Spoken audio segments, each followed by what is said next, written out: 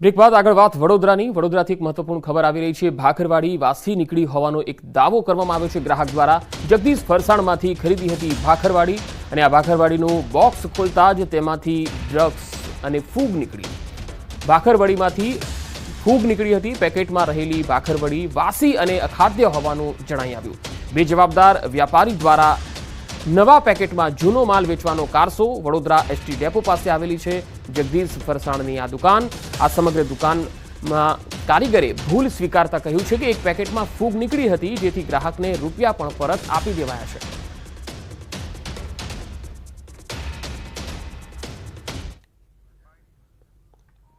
वो मतलब 2-4 दिन पहले बारिश गिरी थी, तो हो सकता है ऐसा कभी हुआ है। बाकी 20 साल से कभी ऐसा हुआ नहीं है। सेठ ने मेरे को बोला कि बेटा एक ग्राहक की कंप्लेन आई है, 4 पैकेट भाखरवाड़ी ले गया है और उसमें फूग निकली है, तो जरा वहाँ पे सब चेक कर ले। तो मैंने किया, दूसरे पैकेट में कोई में भी फूग निकली नहीं है। फिर भी वो ग्राहक को पैसे रिफंड कर दिया है।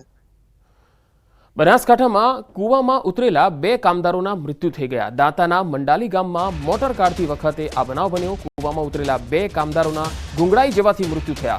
આ 2 કામદારો કૂવામાં મોટર કાઢવા ઉતર્યા હતા, પછી બહાર જ ન આવી શક્યા અને પાણીમાં ગરકાવ થઈ ગયા હતા। આ કામદારો બહાર ન આવતા 2 કલાક બાદ સ્થાનિકોએ પોલીસ અને ફાયર બ્રિગેડને જાણ કરી, જે બાદ ફાયર બ્રિગેડની સાથે એસડીઆરએફની ટીમ સ્થળ પર પહોંચી હતી। શોધ ટીમના મતે 70 ફૂટ ઊંડો કૂવો હતો અને તેમાં 10 ફૂટ જેટલું પાણી હતું। કામદારોને બહાર કાઢવા માટે ક્રેનથી રેસ્ક્યુ ઓપરેશન હાથ ધરાયું। એસડીઆરએફની ટીમે કૂવામાં ઉતરીને 2 મૃતદેહને બહાર કાઢ્યા। આ બનાવ ગઈકાલે બપોરે 1 વાગ્યે બન્યો હતો અને રાત્રે 10:30 વાગે મૃતદેહ બહાર કાઢવામાં આવ્યો। આ બનાવમાં નરેશભાઈ પરમાર અને બચુભાઈ તરાલ નામના કામદારનું મૃત્યુ થયું। કૂવાની અંદર 2 વ્યક્તિ પડી ગયેલ હોવાથી ડેડ બોડીની શોધખોળ કરવા માટે સ્થળ પર પહોંચ્યા। ત્યારે કૂવાની અંદર ઉતર્યા એ વખતે અંડર વોટર કેમેરા દ્વારા સર્ચ કરી અને 2 લોકોને અમને ભાળ મળી, છતાં કૂવાની અંદર ઉતરી અને નીચે 20 ફૂટ અંદર જતાં ગુંગળામણની અસર થવાના કારણે હાલમાં ક્રેન બોલાવી બીએસએફ દ્વારા બંને ડેડ બોડી બહાર નીકાળવામાં આવેલ છે। પાટણના સમી તાલુકામાં શાળાની છત પરથી પટકાતા શિક્ષકનું મોત નીપજ્યું। રાજપુર પ્રાથમિક શાળામાં રૂમની છતની સફાઈ અને પતરાની યોગ્ય ગોઠવણી કરવા માટે શિક્ષક નટવરભાઈ દરજી છત પર ચડ્યા હતા, જો કે પગ લપસતા તેઓ નીચે પટકાયા। અન્ય શિક્ષકો અને ગ્રામજનોએ તેમને સારવાર માટે ખસેડ્યા, જો કે તબીબોએ શિક્ષકને મૃત જાહેર કર્યા। મૃતક શિક્ષક નટવરભાઈ શાળામાં આચાર્ય તરીકે ફરજ બજાવતા હતા અને ભદ્રાડા ગામના વતની હતા। શાળામાં શિક્ષકના મોતને લઈ જિલ્લા પ્રાથમિક શિક્ષણ અધિકારીએ તપાસના આદેશ આપ્યા છે। સાથે જ શાળા જર્જરિત હોવાની કોઈ રજૂઆત ન મળી હોવાનું નિવેદન આપ્યું। બીજી તરફ શાળામાં શિક્ષકના મોત બાદ જિલ્લાનું શિક્ષણ વિભાગ પણ હરકતમાં આવ્યું। 67 શાળાઓમાં જર્જરિત રૂમ ઉતારી લેવાની સૂચના આપવામાં આવી। અમારા આચાર્ય સાહેબોને શાળાના પત્રો પર ચોમાસાની અગમચેતીના ભાગરૂપે જોવા ચડ્યા હતા અને અમે વર્ગોમાં હતા અને પછી ધડામ અવાજ આવ્યો એટલે અમે જ્યાં એટલે નીચે પડ્યા હતા। બસ અમે પછી દવાખાને લઈ ગયા ને બધું।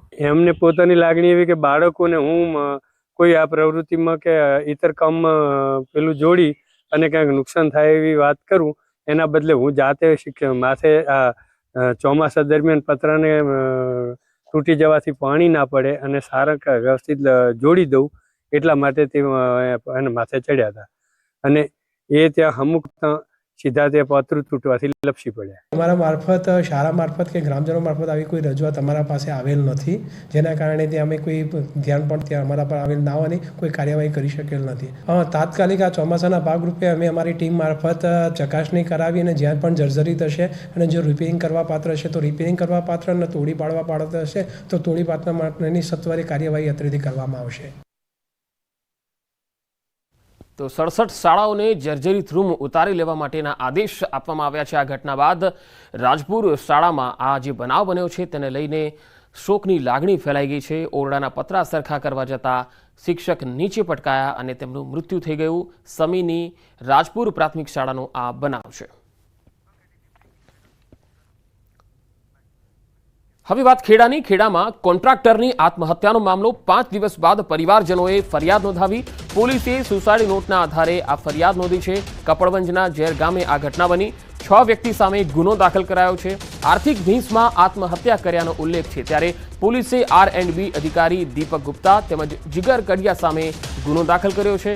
આર્થિક ભીંસમાં આવી આત્મહત્યા કર્યા હોવાના સુસાઇડ નોટમાં ઉલ્લેખ મુજબ ગુનો દાખલ કર્યો છે, જેમાં રામ બિલ્ડર્સના 3 પાર્ટનર સામે ગુનો દાખલ થયો છે। હાલ તો પોલીસે ગુનો દાખલ કરી આરોપીઓને પકડવા ચક્રો ગતિમાન કર્યા।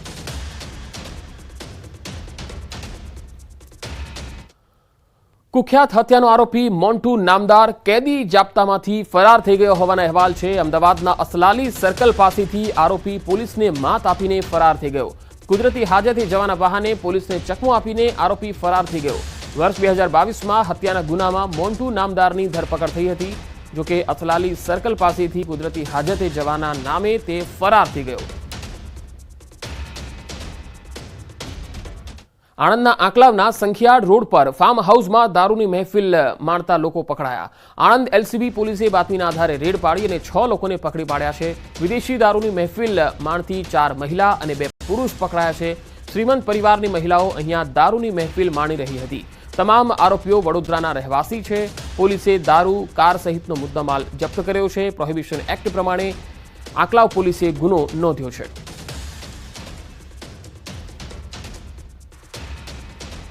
ફિલ્મ મહારાજ અંગે હાઈકોર્ટમાં આજે થશે સુનાવણી। ફિલ્મ નિહાળ્યા બાદ કોર્ટ ચુકાદો સંભળાવી શકે છે।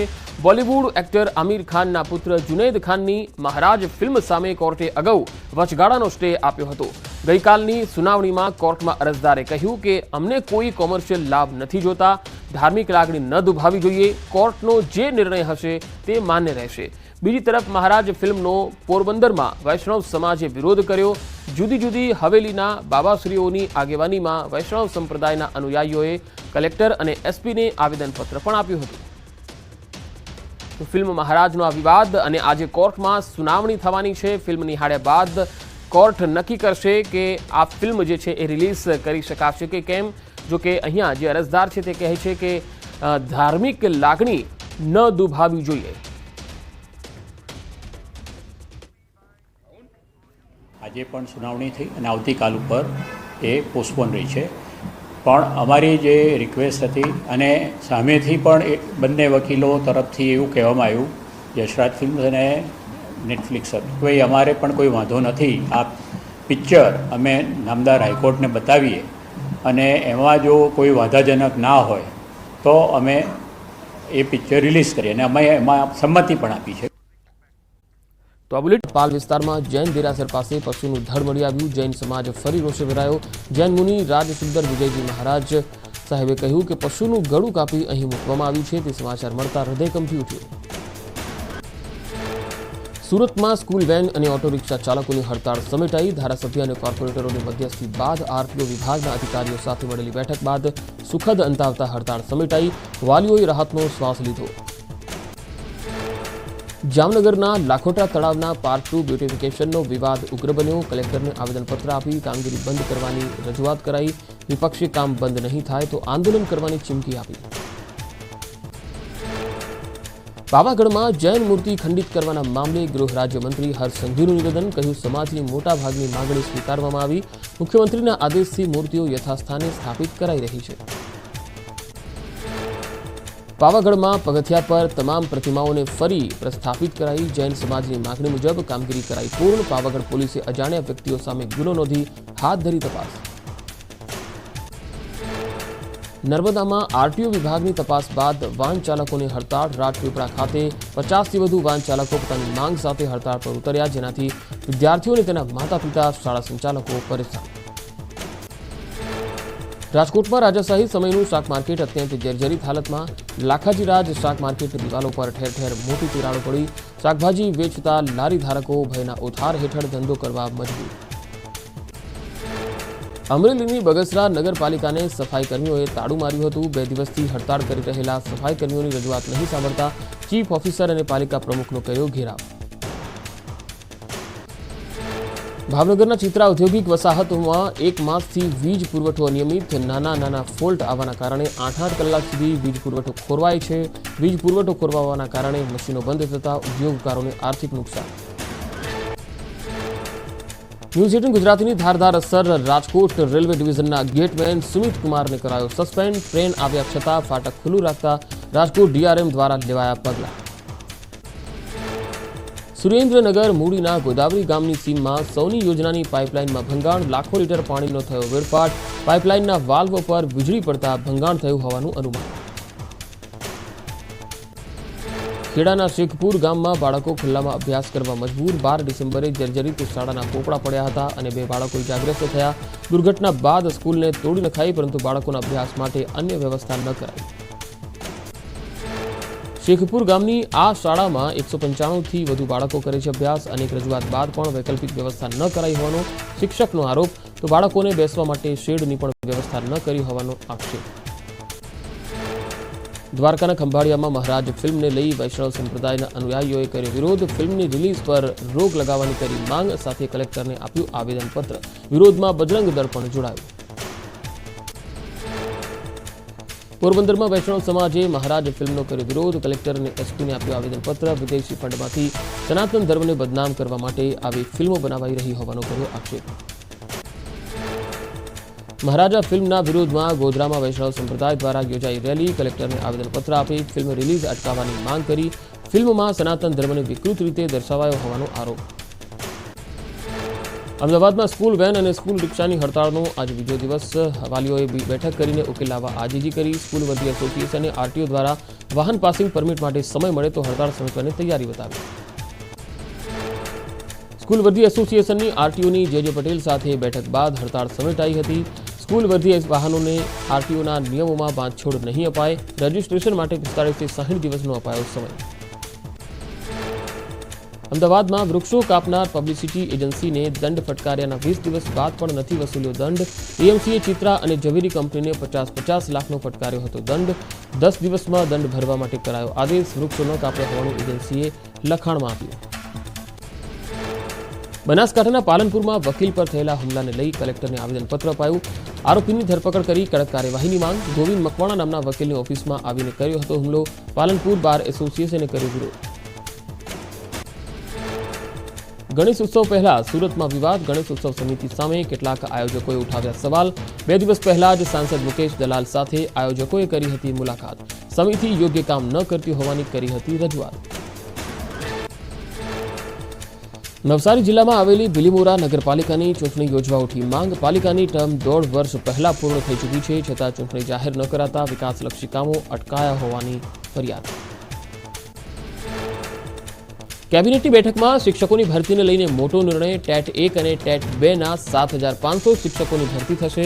3 મહિનામાં શિક્ષકોની ભરતી કરાશે શરૂ. 26, 27 અને 28 જૂને યોજાશે શાળા પ્રવેશોત્સવ. મુખ્યમંત્રીની અધ્યક્ષતામાં યોજાયેલી કેબિનેટની બેઠકમાં લેવાયો ખેડૂતલક્ષી નિર્ણય. નર્મદા ડેમમાંથી 140 MCFT પાણી વધુ છોડાશે. ઉત્તર ગુજરાત સૌરાષ્ટ્રના ખેડૂતોને મળશે સિંચાઈનો લાભ. કેબિનેટની બેઠકમાં યોગ દિવસની ઉજવણીને લઈને પણ ચર્ચા કરાઈ. બનાસકાંઠાના નડાબેટ બોર્ડર પર રાજ્યકક્ષાનો યોગ દિવસ ઉજવાશે. રાજ્યના 312 મુખ્ય સ્થળોએ કરાશે યોગ દિવસની ઉજવણી. કચ્છની દરિયાઈ સીમામાંથી ફરી ડ્રગ્સ ઝડપાયું. બીએસએફે સર્ચ ઓપરેશન દરમિયાન ડ્રગ્સના 19 પેકેટ કબજે કર્યા. જખો કોસ્ટ વિસ્તારમાં બીએસએફના જવાનોએ હાથ ધર્યું સર્ચ ઓપરેશન. મહત્વનું છે કે ગઈકાલે પણ નિર્જન બેટ પરથી ડ્રગ્સના 30 જેટલા પેકેટ મળ્યા હતા. કચ્છના માંડવીના દરિયા કિનારેથી મળ્યું નેવિગેટર માર્કર. નેવી અને કોસ્ટગાર્ડને કરાઈ જાણ. દિશા જોવા મળતા વપરાતું હોવાનું ભારતીય એજન્સીનું અનુમાન. સમગ્ર મામલે વધુ તપાસ હાથ ધરાઈ. કચ્છની રણસીમાએથી એક પાકિસ્તાની ઘૂસણખોર ઝડપાયો. ફેન્સિંગ ક્રોસ કરીને ભારતમાં ઘૂસતા બીએસએફે ઝડપી લીધો. દરિયા કિનારેથી ડ્રગ્સ મળવાની ઘટનાઓ વચ્ચે ઘૂસણખોર ઝડપાયો. બીએસએફે ઘૂસણખોરની વધુ પૂછપરછ હાથ ધરી.